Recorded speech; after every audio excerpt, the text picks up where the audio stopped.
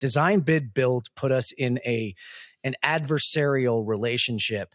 And then consistently, the fighting between different stakeholders has caused this one's better than the other, different than the other. I think we have to drop that and say, listen, like the specialization that exists across the construction continuum, whether it's an architect, an engineer, an owner, a general contractor, a trade contractor, and a manufacturer and a supplier, like they're all important, and they all have times in which they have to look at the information they're being given. So, when Eddie's doing that detail and looking at that detailing and say, I'm in the owner's position, then he needs to communicate to me that, like, listen, this is what those material costs, availability, here's how they impact the schedule. Maybe here's how they impact fabrication. The other component that we need is Eddie's got to slow down and learn that he has a complicated set of years of experience, of knowledge that I don't have.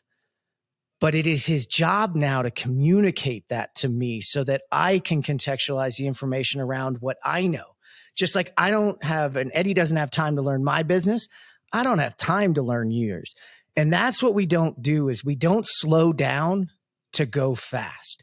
You've heard this over and over. We keep going back and changing our minds. We keep changing decisions. Well, that's because we don't do a good job of understanding the decision-making process that exists and collaborating.